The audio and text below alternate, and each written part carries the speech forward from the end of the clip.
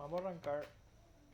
No quedó ninguna consulta de la unidad 4, ¿verdad? Creo que quedó bastante, o sea, bastante didáctico ya chupé.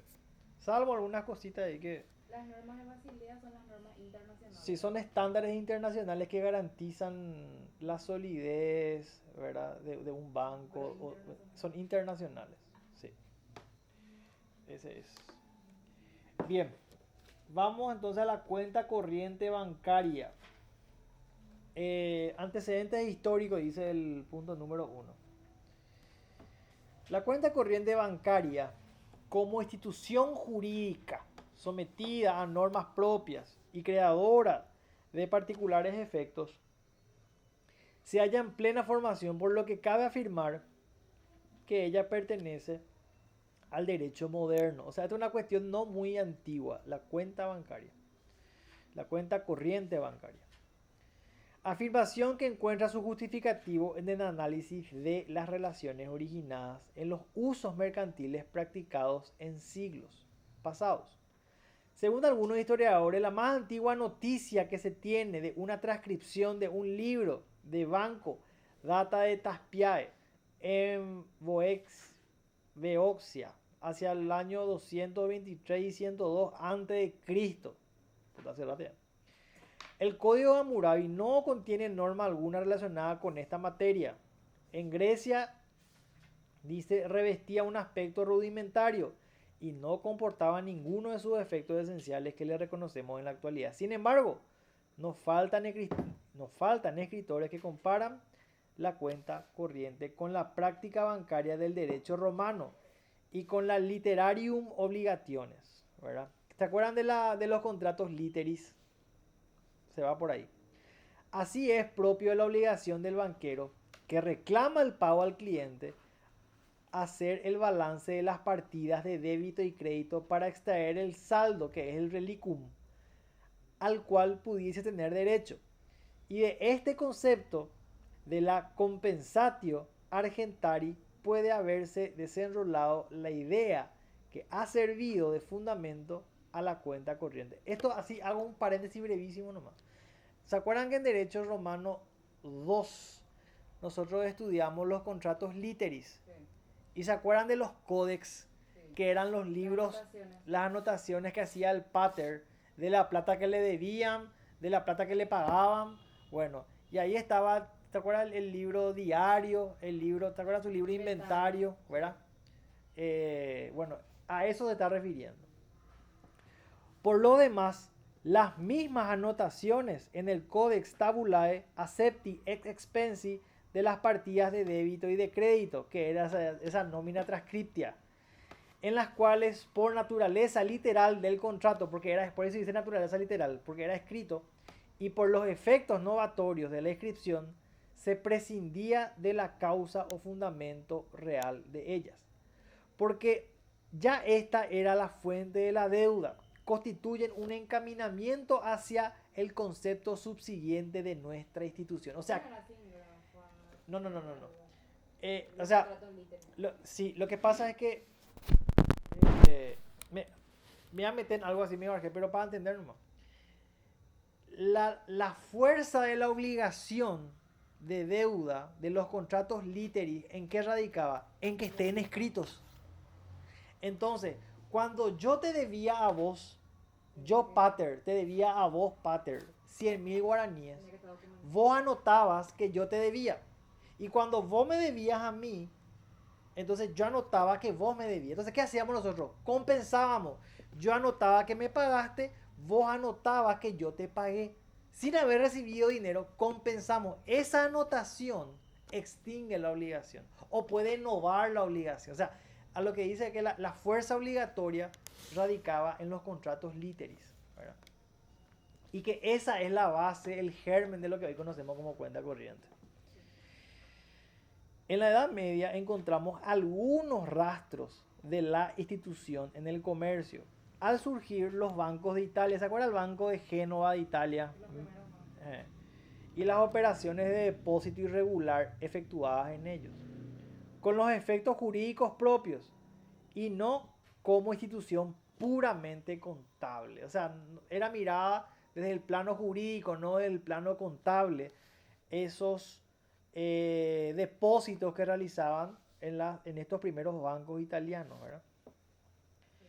Lo cierto es que la cuenta corriente, tal como se la concibe actualmente, se ha originado en el siglo pasado, a partir del estudio que efectúa Pardesus de sus cursos, no sé qué cosa, de Droit comercial, dice, aparecido en 1814. Entonces, por ahí si la pregunta de examen rebuscada es, ¿cuándo apareció por primera vez el término cuenta corriente o la figura, el instituto de la cuenta corriente, ¿verdad? En 1814. ¿Verdad? Se originó en 1814. Bien. Naturaleza jurídica, conceptos. Dice, 3 son los sistemas básicos que rigen los principios generales que informan esta materia. 3. El primero de ellos, sustentado en la doctrina francesa. Ese es el primero. Sostiene que la cuenta corriente bancaria es una simple variedad de la cuenta corriente mercantil, o sea que es una forma de cuenta corriente mercantil, reconociéndole carácter contractual y validez como portadora de singulares efectos jurídicos. Esa es la primera, ¿cómo se dice? Ese es el primer sistema, el sistema francés. La cuenta corriente es una derivación de la cuenta corriente mercantil. La cuenta corriente bancaria es la derivación de la cuenta corriente mercantil. Eso dice el sistema francés. El segundo dice, se trata de una cláusula accesoria a ciertos contratos sin autonomía contractual ni eficacia como norma capaz de modificar la naturaleza o los efectos que de por sí tienen los contratos, los cuales, dice, accede. O sea, este es el segundo sistema, que dice que la cuenta corriente bancaria es una cláusula accesoria de ciertos contratos que no son autónomos. Y el tercero y último sistema, sostenido por casi todos los autores italianos y el español Garrigues, plantea una distinción entre la cuenta corriente bancaria, a la que califican de impropia, y a la cuenta corriente de correspondencia o cuenta corriente pasiva, en la cual reconocen una autonomía, figura contractual que informa a través de su disciplina toda la relación negocial en virtud de este contrato. El banco se convierte en un mandatario ejecutando los encargos del cliente, le confía asumiendo las obligaciones. Claro, porque al final es como que el banco hace lo que vos le decís, ¿verdad? Porque si yo tengo ¿qué pasa hoy, verdad? Yo tengo mi plata en mi cuenta corriente y Karen me dice, pasar por 1.000.000. Entonces, ¿qué hago yo? Le doy una orden al banco a través de mi aplicación y ese dinero se va a la cuenta corriente de Karen. Entonces, ese es un poco el fundamento de este tercer sistema, ¿verdad? Entonces hay 3 sistemas. El sistema francés, que dice que la cuenta corriente bancaria es una derivación de la cuenta corriente mercantil. El segundo sistema, que dice que la cuenta corriente bancaria es una cláusula accesoria, ¿verdad?, de ciertos contratos sin autonomía contractual. Y el tercero, que dice que es un sistema impropio, exactamente, ¿verdad? En la cual, y quiero leer otra vez de vuelta esta parte, reconocen una autonomía, dice, figura contractual que informa a través de su disciplina toda la relación negocial. O sea, a través de la cuenta corriente se informa todos los movimientos, en este caso, de la persona, ¿verdad? O sea, el banco se convierte en un mandatario y el cuenta correntista es el mandante. Él da la orden y el banco procede. Y allí se asientan todos los movimientos, ¿verdad? Para Nogués, la cuenta corriente bancaria es un contrato autónomo. Esto es importante, porque esto creo que es lo actual. Para Nogués, la cuenta corriente bancaria es un contrato autónomo, bilateral y consensual, normalmente oneroso y de ejecución continuada. Esto es para Nogués. Para Escobar, la cuenta corriente se halla, se halla dominada por las reglas del mandato. No se puede negar tampoco que el depósito bancario le suministre la base económica para que pueda funcionar. Más bien, si podemos distinguir en la cuenta corriente bancaria características de varios contratos. La verdad es que se sobrepone a ellos configurando un contrato autónomo en el que los elementos del mandato y del depósito actúan coordinados en función de un servicio de caja. Entonces, para mí acá está la parte más importante, ¿verdad?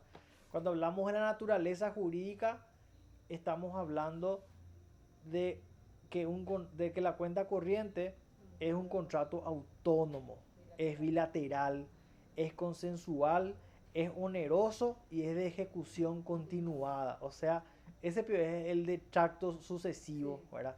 Esa es la naturaleza jurídica de la cuenta corriente bancaria, ¿verdad? Y también mencionar que existen tres sistemas. El francés, que ya dijimos, el segundo sistema que dice que es una cláusula accesoria en la cuenta corriente bancaria, y el tercero en donde el cuenta correntista se convierte en un mandante y el banco es el mandatario, ¿verdad? Ya que él se hace responsable de ejecutar los mandatos en este caso, ¿verdad? Que son los movimientos en esa cuenta. Eso es lo más importante. Por último dice, nosotros sustentamos que el contrato de cuenta corriente es típicamente bancario y por ello comercial, en el que una de las partes debe ser necesariamente una entidad bancaria autorizada por el Banco Central. Se trata de un contrato innominado, consensual, bilateral, de ejecución continuada, intuitu personae, de adhesión y de coordinación, distinguiéndose en la ejecución del mismo características de otros contratos de mandato, depósito y de la cuenta corriente mercantil a los que se sobrepone un contrato autónomo. Entonces, creo que acá volvemos a reiterar lo que mencionamos un poquito más arriba, ¿verdad? Es un contrato autónomo, es bilateral, es consensual, es oneroso y es de ejecución continuada, ¿verdad? Que es lo mismo que dice acá, ¿verdad? Esto es súper importante tener en cuenta.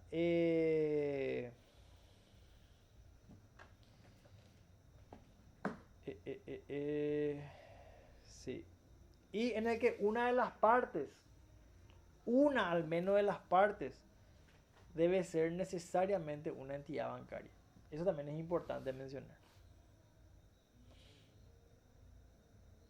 Bueno, vamos al punto número 3. Diferencia entre cuenta corriente bancaria y la cuenta corriente mercantil. Este está bueno para eso. Me va siguiendo, ¿verdad? ¿Vamos? ¿Sí? Dice, la cuenta corriente bancaria es una institución con características específicas y que en razón de ellas difiere fundamentalmente del contrato de cuenta corriente mercantil. ¿Por qué dice eso? Porque en el sistema francés que decíamos nosotros, que la cuenta corriente bancaria es una derivación de la cuenta corriente mercantil. Y acá dice no. Hay características específicas que le diferencian. Dice, en la cuenta corriente bancaria, necesariamente una de las partes tiene que ser un banco. Sí o sí. Además, en ellas, las remesas son siempre individuales. O sea, los envíos. Y se produce la compensación en forma sucesiva o escalonada. De tal modo que en todo momento se establece el saldo y por consiguiente se determina quién es el deudor y quién es el acreedor. Claro, en todo movimiento de cuenta corriente siempre se sale y entra dinero, ¿verdad? Alguien deja de tener ese dinero y alguien pasa a contar con ese dinero, ¿verdad? Eso es lo que dice por un lado. Y por otro lado, que en los contratos de cuenta, que en la cuenta corriente bancaria siempre una de las partes El banco. es un banco, siempre. Esas son aspectos que lo diferencian de la cuenta corriente mercantil. Bien, sin embargo, en la cuenta corriente mercantil, las remesas pierden su individualidad y durante el, dice, tracto sucesivo no hay acreedor ni deudor. Esa es una diferencia. En la cuenta corriente bancaria se puede determinar en todo momento quién es acreedor, quién es deudor. En la cuenta corriente mercantil no existe tal figura, ¿verdad? No hay acreedor ni deudor. Y por otro lado dice, sino solo debitado y acreditado. Y recién en la clausura definitiva se puede establecer el saldo. Ok, vamos a ir hilando. En la cuenta corriente bancaria basta con la que...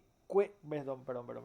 En la cuenta corriente bancaria basta con que la cuenta sea abierta por los bancos en sus registros, ya que no hay en realidad remesas recíprocas, y simplemente el cliente se limita a verificar depósitos y extraer fondos. Claro, en la cuenta corriente bancaria yo abro la cuenta, no hace falta que haya movimiento, o sea, no hay obligación de pagar a nadie.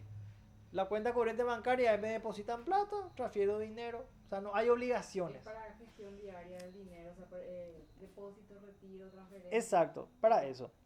La cuenta corriente mercantil supone, sin embargo, reciprocidad de remesas y así implica, a lo menos teóricamente, la existencia de dos juegos de libros donde se representan las cuentas de cada cuenta correntista. O sea, por un lado, yo tengo registrado la plata que me entró y la plata que salió. Entonces, se refiere a eso la cuenta corriente, la cuenta corriente mercantil, ¿verdad?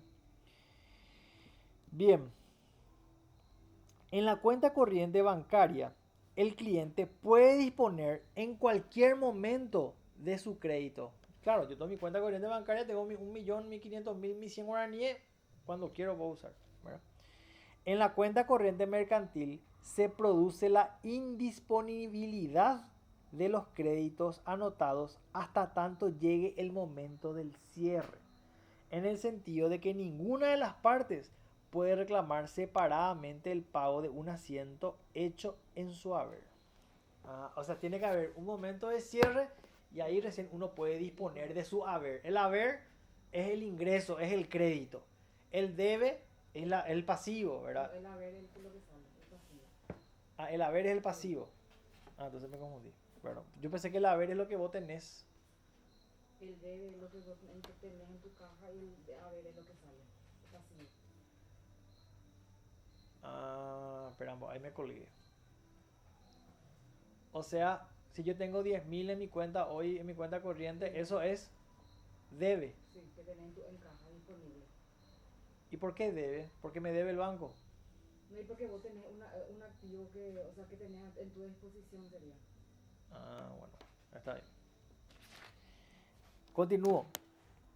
La cuenta corriente mercantil supone, sin embargo, reciprocidad de remesas y así implica, a lo menos teóricamente, la existencia de dos juegos de libros, donde se representan las cuentas de cada cuenta correntista. En la cuenta corriente bancaria, el cliente puede disponer, que es lo que decíamos, en cualquier momento de su crédito. En la cuenta corriente mercantil se produce la indisponibilidad de los créditos hasta que llegue el momento del cierre. O sea, se hacen cierres periódicos, por lo visto. Eso es una cuenta corriente mercantil. Mercantil, sí. En el sentido de que ninguna de las partes puede reclamar separadamente el pago de un asiento hecho en su haber. Yo entendí nomás esta parte. Reclamar el pago de un asiento hecho en su haber. O sea, el haber entonces es lo que tiene a favor él. Lo que debe es lo que vos tenés a lo que te entra, y el haber es lo que vos tenés para pagar. Ya.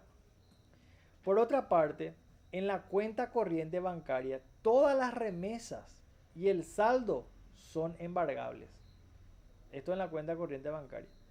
Además, las remesas pueden constituir pagos. En cambio, en la cuenta corriente mercantil no se pueden hacer efectivas las medidas de seguridad contra las remesas, sino sobre el saldo dice a la clausura de la cuenta, no pudiendo constituir las mismas pagos ni daciones en pago. Entonces, repasando nomás las diferencias que hay entre una cuenta corriente bancaria y una cuenta corriente mercantil, ¿verdad? No son la misma cosa.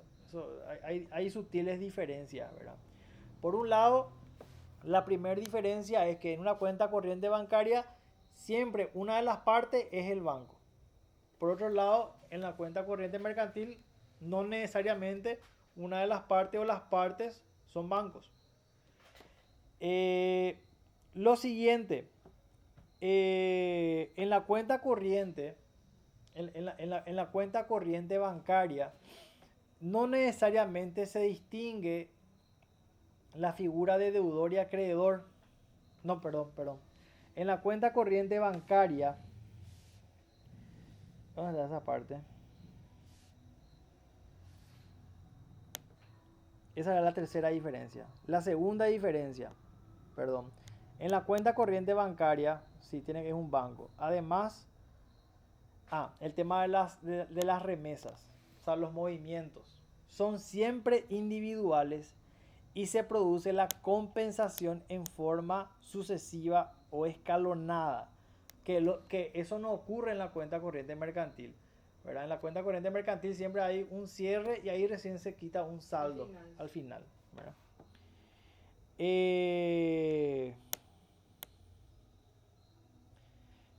Sí, hice eso acá. Vos lo que tenés que saber es que en el debe se hace referencia a todos los ingresos que recibe una empresa. Ahora se anotan todos los movimientos financieros que supongan un aumento. Y en el haber toda la salida, ¿entendés? Ya. Sin embargo, dice, en la cuenta corriente mercantil las remesas pierden su individualidad y durante el tracto sucesivo no hay acreedor ni deudor. Ok. Esa es otra diferencia entre la cuenta corriente bancaria y la cuenta corriente mercantil. En la cuenta corriente bancaria basta que la cuenta sea abierta y que la cuenta figure en los registros de los bancos, ¿verdad? Porque no hay esa reciprocidad entre las remesas, ¿verdad? No existe eso. En la cuenta corriente mercantil sí, ¿verdad? En la cuenta corriente mercantil sí tiene que haber esas remesas recíprocas, ¿verdad? La cuenta corriente mercantil supone luego esa reciprocidad de remesa. Yo te envío, vos me envías, ¿verdad? Bien. ¿Cuántas diferencias dijimos ahí? 4 diferencias tenemos ahí, ¿verdad? Otra cuestión, la disponibilidad. En la cuenta corriente bancaria, la disponibilidad siempre es inmediata, ¿verdad? En la cuenta corriente mercantil se produce la indisponibilidad de los créditos hasta tanto llegue el momento del cierre, ¿verdad? Por lo que yo infiero, hay ciertos periodos de cierre y a partir de ahí recién podés disponer de esos fondos, antes no, ¿verdad? Por otro lado, la cuenta corriente bancaria es embargable, ¿verdad? Y la cuenta corriente mercantil no es embargable, ¿verdad? Eso también es importante tener en cuenta. Y en la cuenta corriente bancaria vos tenés disponible para tu uso tu saldo, o sea. ¿Entendés? No. ¿Cómo? No, ¿y qué era? Consulta, compañero. Te escucho, mi rey. En la, o sea, cuenta, bueno, la cuenta bancaria corriente, ¿qué pasa, por ejemplo, si un individuo deja de usar su cuenta corriente? ¿Qué pasa? Bueno, el banco me imagino que da por terminado, no el contrato, la cuenta yo creo que va a seguir activa, ¿verdad? Pero en un momento tiene que bloquear la cuenta, ¿no? No sé. La verdad que esa parte no sé. Por lo menos acá no habla sobre eso, ¿verdad? No sé que vos solicites, no sabes lo que habla. No sé, esa parte la verdad que no sabría responderte. Seguramente si está cierto tiempo inactivo el banco tiene que hacer algo con ese dinero, ¿verdad? Pero bueno, ya sé que un poco fue así desordenado el desarrollo, ¿verdad? Pero sí, como vimos, hay bastantes diferencias entre la cuenta corriente bancaria y la cuenta corriente mercantil. O sea, en síntesis, no son lo mismo. hay bastantes diferencias, ¿verdad? Que es lo importante tener en cuenta respecto a la embargabilidad, respecto a la disponibilidad, ¿verdad? El contrato de Respecto, un bancario y el otro mercantil. sí, respecto a las partes, ¿verdad? Uno cliente de banco y otros dos comerciantes. En otros dos comerciantes, exacto, ¿verdad? Exigibilidad de los créditos. La exigibilidad de los créditos, o sea, hay varias diferencias respecto de las cuentas corrientes bancarias y mercantiles. Bien, avanzamos. Es una parte que tendríamos que... Sí, tenemos que saber que entresacar, tenemos que entresacar, porque así leyendo así, a mí por lo menos me marea. Dar ejemplo. Eh. Igual vamos a avanzar. Dice, la cuenta corriente bancaria en nuestra legislación positiva. En nuestro actual Código Civil, que sigue, dice en este punto, al Código Civil italiano, regula los principales contratos bancarios. Eso es lo que dijimos hace rato, ¿verdad? Desconociendo a la cuenta corriente bancaria como contrato autónomo, nominado, considerándolo pacto accesorio de ciertas operaciones. Acá está lo que decía hace rato Juan Esteban, ¿verdad? Puedo equivocarme, pero según dice acá, Atípico. es un contrato atípico porque no está nominado. Porque no tiene leyes. Claro, Hace rato dijo él. y sí, no está regulado por el La código. legislación. Entonces es un contrato atípico. Nuestro Código Civil, dice acá, no lo reconoce como contrato autónomo nominado. ¿Cómo le considera? Como un pacto accesorio. Por eso, hace rato cuando leímos los caracteres, ¿te acuerdas que decíamos que era atípico? Seguramente porque no está regulado. O sea, se le desconoce a la cuenta corriente, Sí. entonces en el Código Civil, por eso es atípico. Por eso es atípico. ¿Verdad? Ahí ya tiene sentido un poquitito, ¿verdad? Después dice caracteres. El contrato de cuenta corriente es típicamente bancario y por ello comercial, ¿verdad? Y está regulado, por supuesto, por la ley del comerciante, el artículo 71, inciso C del Código Civil, ¿verdad? Y dice acá, para la existencia de una cuenta corriente bancaria es requisito indispensable que una de las partes contratantes sea un banco autorizado, sí, por el Banco Central del Paraguay. Es un contrato innominado, ya que nuestro Código Civil no lo regula, sino como parte accesoria de otros contratos. Y sí, por eso te digo, acá tiene sentido lo de atípico. Es consensual porque se perfecciona con el acuerdo de las partes y sin necesidad de que se efectúe depósito de dinero o acreditamiento alguno. ¿Ok? No, es obligatorio entonces depositar dinero. Es bilateral porque se generan derechos y obligaciones para las partes contratantes. Es oneroso, ya que se presume su onerosidad por tratarse de una actividad mercantil. Es de ejecución continuada o de tracto sucesivo, ¿verdad? Porque el contrato se ejecuta con carácter estable y permanente a través del tiempo. Es normativo porque se lo regula normativamente, disciplinándose las modalidades de las relaciones negociales futuras. Es intuitu personae porque en razón de que el banco, antes de abrir una cuenta corriente, efectúa un cuidadoso estudio evaluativo de la credibilidad y solvencia moral y económica del potencial cuenta correntista, contando con la facultad de revisar la relación establecida durante la vigencia del contrato, si hubieran variado sustancialmente aquellas condiciones tenidas en cuenta al concertarlo. Entonces, lo que estamos viendo nomás acá es la explicación de los caracteres que vimos más arriba, ¿verdad? Que es lo que vimos inicialmente cuando empezamos la unidad, ¿verdad? Que está súper bien. Es innominado, por eso decíamos seguramente que es atípico, es práctica, creo que es por eso. Es consensual, porque se perfecciona con el acuerdo mío y del banco. Es bilateral porque ambos tenemos obligaciones. Es oneroso, se presume su onerosidad. Es de tracto sucesivo, ¿verdad?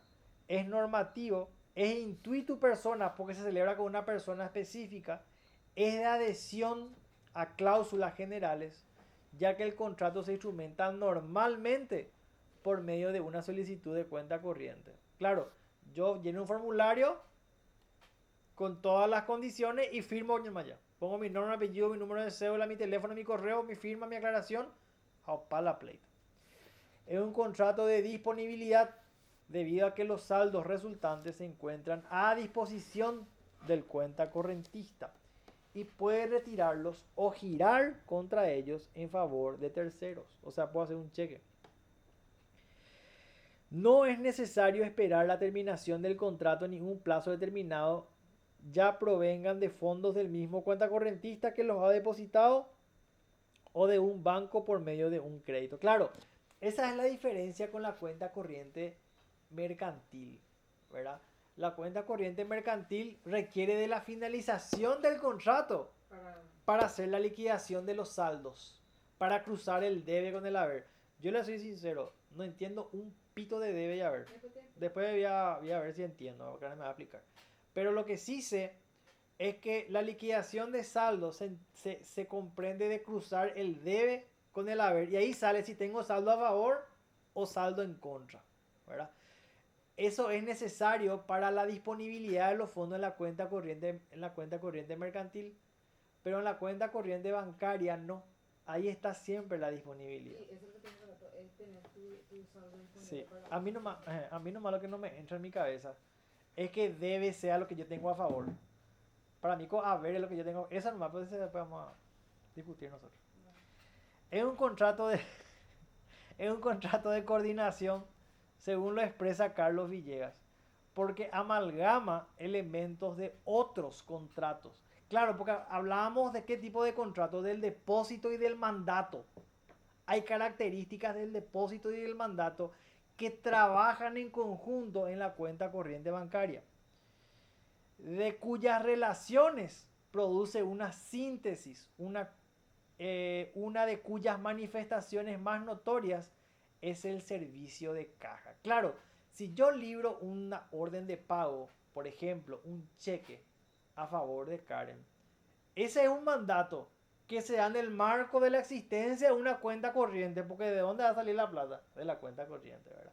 Entonces, por eso decimos, ¿verdad? Que la cuenta corriente es el resultado de dos elementos de otros contratos, de los contratos de depósito irregular y del contrato de mandato, ¿verdad? Eso respecto a los caracteres. Esta parte es sumamente importante, ¿verdad? Muy interesante. Bien. ¿Me siguen, Pico? ¿O ya se durmieron todos? Sí, te seguimos. Una aclaración para vos nada más. Sí, señor. No discutas con Karen, si no siempre vas a quedar debiendo. Bueno, verdad. Lo importante es tu sugerencia. Gracias, Juanito. No, ese tema de contabilidad yo no entiendo un huevo, será. Bueno. ¿Dónde nos quedamos? Apertura de la cuenta corriente bancaria. Este que está... Sí. Estamos viendo. Dice, la cuenta corriente es de trascendental importancia en la vida contemporánea, ya que su apertura posibilita la utilización de un instrumento de pago de generalizada difusión en nuestra sociedad, que es el cheque. Su correcto uso facilita las transacciones comerciales, evita el traslado y la tenencia de numerario y confiere mayor seguridad y certeza a los movimientos dinerarios. Claro, si yo te voy a hacer un cheque de 60 millones de guaraníes, es mucho más práctico llevar el papelito que tener los 60 millones ahí contigo, ¿verdad? En una mochila. Por ello, dice, ese medio de pago debe ser rigurosamente preservado del mal uso y de la distorsión de sus reales funciones. Para la celebración del contrato de cuenta corriente bancaria se requiere la forma escrita por expresa disposición del artículo 706 del Código Civil, que establece imperativamente que los contratos que tengan por objeto una cantidad de más de 10 jornales mínimos establecidos para la capital deben hacerse por escrito y no pueden ser probados por testigos. ¿Se acuerdan de esto? Este es el requisito esencial de los instrumentos privados.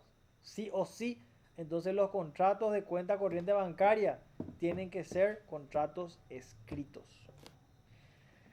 Agrega al respecto el artículo 704 del mismo código. Los contratos que tengan una forma determinada por las leyes no se juzgarán probados si no revistieran la forma prescripta, a no ser que hubiese habido imposibilidad de obtener la prueba designada por la ley. O sea, la ley de alguna forma te obliga a que este tipo de contratos que superan esta cantidad de 10 jornales los hagas por escrito.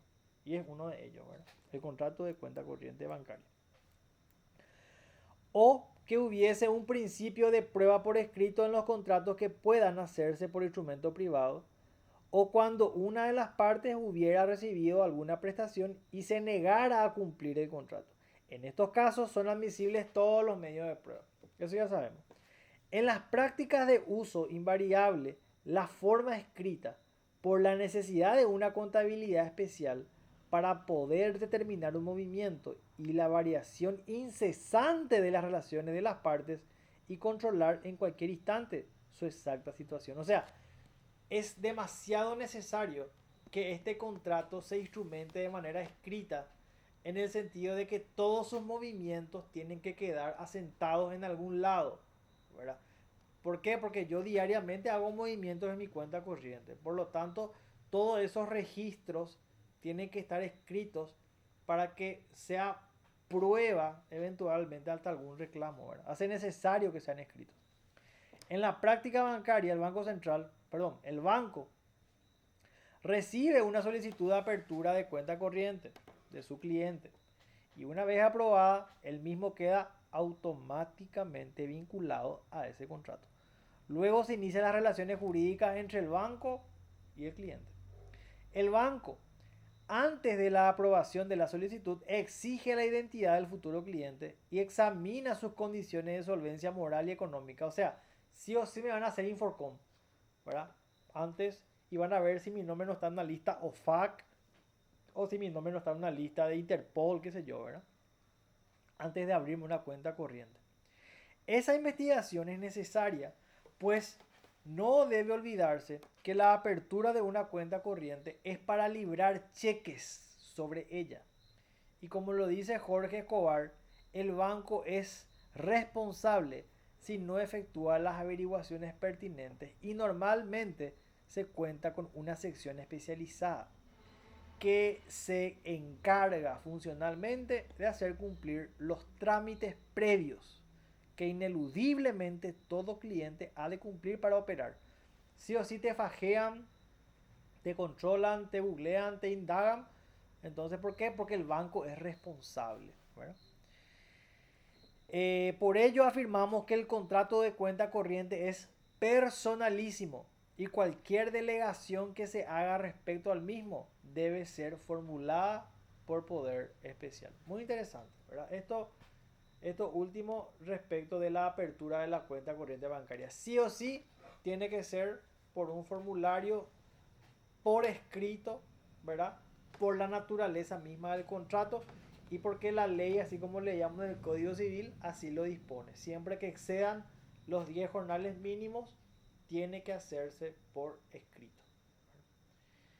Respecto de la capacidad, dice: en orden a la capacidad de las partes, todas las personas físicas, como lo son, como las personas ideales, o sea, públicas o privadas, personas físicas o jurídicas, capaces de obligarse jurídicamente, pueden estipular un contrato de cuenta corriente, independientemente de la circunstancia de que revista o no la calidad de comerciante, por más de que en nuestro derecho la cuenta corriente bancaria es considerada una figura netamente comercial. O sea, ¿quiénes son capaces entonces de aperturar cuentas corrientes?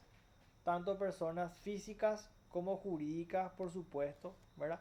Que sean jurídicamente capaces de obligarse, ¿verdad? Toda persona mayor de 18 años, hábil, por supuesto, no sujeta a ningún tipo de interdicción ni inhabilitación, puede eventualmente o es capaz para abrir o aperturar una cuenta corriente.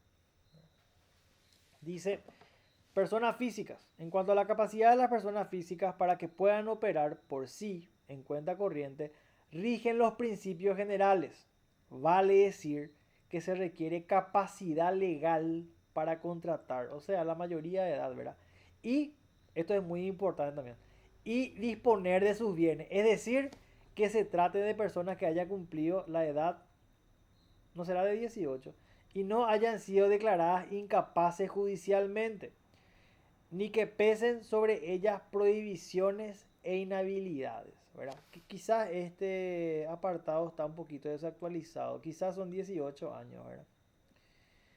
Los incapaces, sin embargo, también pueden ser titulares de estos contratos, pero no podrán obrar por sí, sino a través de sus representantes, su mamá, su papá, su tutor.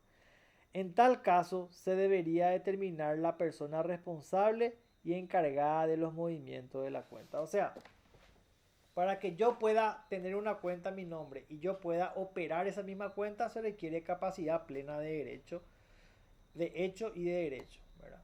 Ahora, un incapaz puede tener una cuenta a su nombre, sí, puede ser titular, pero no puede operar la cuenta por sí mismo. Necesita de un tutor o un representante legal para hacerlo, ¿verdad? O su papá o su mamá. Bien, seguimos. Menores autorizados para el ejercicio del comercio. Dice, por expresa disposición del artículo 39, inciso A del Código Civil, cesará la incapacidad de los menores varones y mujeres de 18 años cumplidos por sentencia judicial de juez competente ante quien se acredite su conformidad y la de sus padres, y en defecto, dice, de ambos, la de su tutor que los habilite para el ejercicio del comercio u otra actividad lícita. Esa habilitación debe ser homologada o inscripta en el registro público de comercio. Pueden en consecuencia actuar por sí y obtener la apertura, dice, de la cuenta corriente bancaria si su actividad comercial lo requiere de acuerdo a las normas del artículo 39, inciso B del Código Civil. O sea, a ver, no quiero entrar acá porque esta parte no, estoy medio en duda, ¿verdad? Pero sí, obviamente para poder actuar como comerciante debes estar registrado, ¿verdad? O sea, debes estar dentro del registro de comercio, tienes que estar inscrito dentro del registro de comerciante, ¿verdad? Eso sí es importante para que puedas ser alcanzado por la, o ser regulado, mejor dicho, por la ley 1034/83, ¿verdad? Este tema de los menores, lo que no me está cerrando mucho, ¿verdad? Los menores autorizados para el ejercicio del comercio. Entiendo que acá otra vez entran los tutores, los padres. Habla de los menores emancipados. Eh, ¿Quiénes son los menores emancipados? Los que se casan con 16 años con autorización de sus padres y obtienen, o los que obtienen título universitario. Título universitario. ¿Esos dos nada más? Sí. Esos son los que están capacitados, Sí. menores. Sí. Se ha de referir a ambos, ¿verdad? Bien. Después dice menores emancipados. Acá justamente habla de lo que vos mencionás.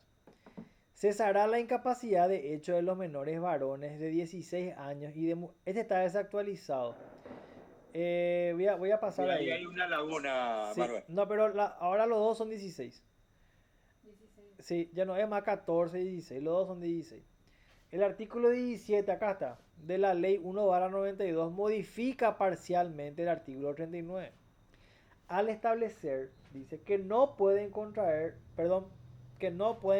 matrimonio los menores de uno u otro sexo que no hubieran cumplido 16 años de edad. O sea, sí o sí, con autorización de los padres, por lo menos 16 años de edad. Excepto dispensa especial para casos excepcionales a partir de la edad de 14 años a cargo del juez en lo tutelar del menor.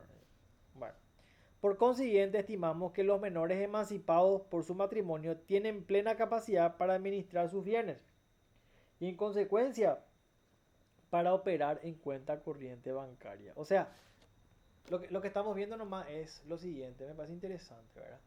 ¿Quiénes son las personas físicas aptas para operar en cuenta corriente bancaria? En principio, mayores de edad, plenamente capaces de hecho y de derecho. O sea, que no esté sometido a interdicción o a inhabilitación judicial, ¿verdad? Después dice menores autorizados para el ejercicio del comercio, Emancipados. ¿verdad? Y justamente ahí, sí, ¿verdad? Eventualmente habla de los emancipados. ¿Y cuáles son las dos formas de emancipar? Obtención de título universitario o matrimonio, ¿verdad? Por autorización de los padres entre los 16 y los 17 años, ¿verdad? Eventualmente ellos son las personas habilitadas para operar en cuenta corriente. Después dice régimen patrimonial del matrimonio. Este está acá. ¿En el libro? ¿Está Dan? Sí. Sí, acá está Dan. Seguimos un poco la lectura a ver si está así como está. La Constitución Nacional No admite distingo en cuanto a la capacidad. por razones de sexo. Ajá. El nuevo marco instituido por nuestro derecho positivo al constitucionalizar la capacidad por razones del sexo explícita la hipótesis de la igualdad de derechos del varón y la mujer. Ok. Después habla de la ley número 1/92. Reconoce los siguientes regímenes patrimoniales, dice, ¿verdad? Sí, la La- comunidad de gananciales bajo administración conjunta, el régimen de participación diferida y el régimen de separación. separación de bienes. Sí. El régimen patrimonial del matrimonio podrá ser estipulado por los cónyuges, dice, en capitulaciones matrimoniales que se ajusten a las disposiciones de la citada ley. De acuerdo al régimen que se convenga, variarán las exigencias en cuanto a la capacidad y por consiguiente a la responsabilidad de cada cónyuge. O sea, ¿a qué se está refiriendo? Si Karen y yo decidimos casarnos con régimen de separación de bienes, eventualmente yo puedo abrir una cuenta bancaria y hacer los movimientos que yo quiera sin ningún problema.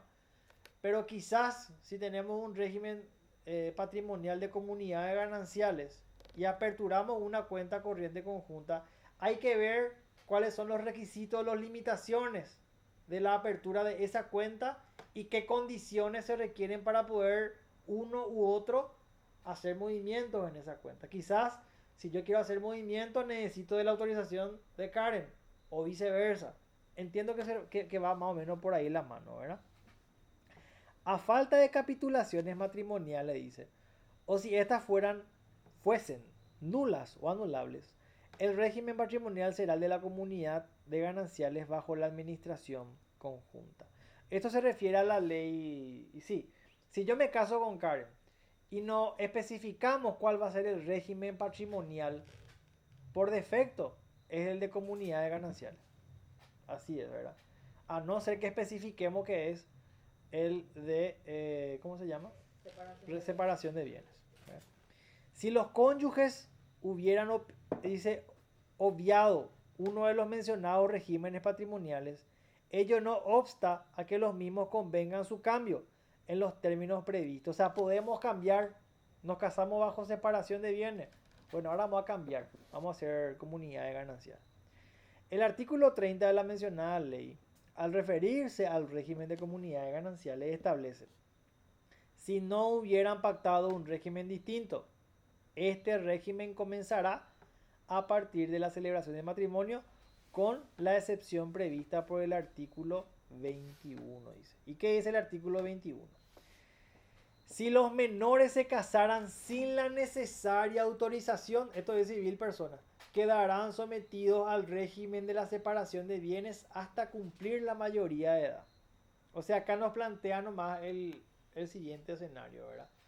Si yo tengo 16 años y Karen tiene 17 y nos casamos sin la autorización de nuestros padres, sí o sí, el régimen, ese es el castigo legal, el régimen que va a moderar esa relación va a ser el de, en este caso, separación de bienes, ¿verdad? Así funciona, ¿verdad? Si nos casamos sin la autorización de nuestros padres. Y cada padre, en este caso, va a manejar los bienes de cada uno de los cónyuges, ¿verdad? Hasta que cumplan la mayoría de edad. El juez fijará la suma que como cuota alimentaria podrá disponer el menor para subvenir a sus necesidades y las del hogar. la que será tomada de sus rentas si las hubiese en su defecto de capital. Se tiene la figura, ¿verdad? Entonces una platita, bueno, va a quedar para vos como una especie de cuota para que puedas sostenerte, pero lo demás entra dentro de la administración de tu papá o de tu mamá, ¿verdad? Al cumplir la mayoría de edad, podrá optar por el régimen de bienes de su preferencia en las condiciones establecidas en el artículo 23. Muy interesante. Esto nosotros ya teníamos luego, ya creo por sabido. Dice, artículo 38, al referirse de la comunidad conyugal establece el régimen de administración conjunta de los bienes. Por consiguiente, si existe comunidad de bienes, será necesaria la conformidad de ambos cónyuges para que se pueda operar la cuenta corriente y obligar válidamente a la sociedad conyugal. Sin embargo, cualquiera de ellos puede otorgar poder especial a otro para que ejerza la representación en todo o para actos específicos. O sea, el mensaje nomás es el siguiente. Si yo me caso con Karen bajo un régimen de comunidades gananciales, necesitas para abrir la cuenta la autorización de ambos. Y si querés hacer movimientos de cuenta, necesitas la autorización de ambos, salvo que yo le otorgue un poder a ella para que ella opere o realice las operaciones que crea conveniente, ¿verdad? Eso es más respecto al régimen. Por supuesto, si es de separación de bienes, cada uno abre su cuenta corriente y administra como quiere, ¿verdad? Los fallidos. Para acotar nomás, Manuel. Sí, señor. ¿Te acordás que en civil personas habíamos visto matrimonios mancomunados? Sí. Nada más, o sea, pegarle una leidita nomás, ahí te aclara todo. Y sí, el mancomunado es la comunidad de gananciales. Exacto. Esa es la comunidad de gananciales. Sí, no. Administración Ok. conjunta. Administración conjunta. No puede hacer nada sin que el otro te dé su Por consentimiento. eso te digo, no discutas con Karen. Lo tuyo es mío y lo mío es mío. Buenos Aires. Sí, señor. Bueno, los fallidos. Por disposición del artículo 77 de la ley de quiebras, el quebrado queda desapoderado de sus bienes y pierde, en consecuencia, la administración de los mismos, la que se desplaza a los síndicos, conservando solo las acciones que se refieran a su persona y que tengan por objeto derechos inherentes a ella. Por consiguiente, no tendrán ningún interés para solicitar la apertura de una cuenta corriente, ya que carecería de contenido económico. Además, no podría librar cheques en cuanto ese acto comporta una disposición de bienes. Entonces, el fallido pues no puede disponer de sus bienes, tiene un problema. Entonces el fallido no puede abrir una cuenta corriente bancaria, ¿verdad? A eso es lo que nos lleva un poco esto, ¿verdad? No son personas que puedan operar en el sistema, ¿verdad? Por su condición de fallidos. Eran administradores, se declararon en quiebra y bueno, por esa razón no pueden aperturar cuentas corrientes.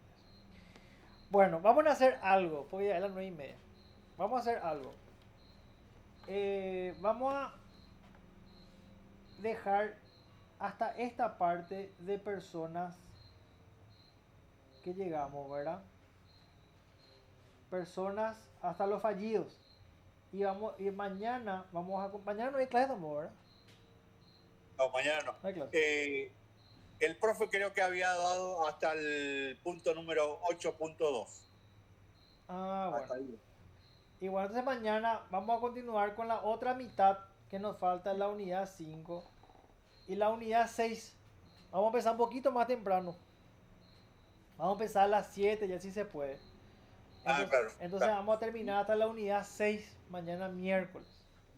Y después... Perdón, me equivoqué, o sea, no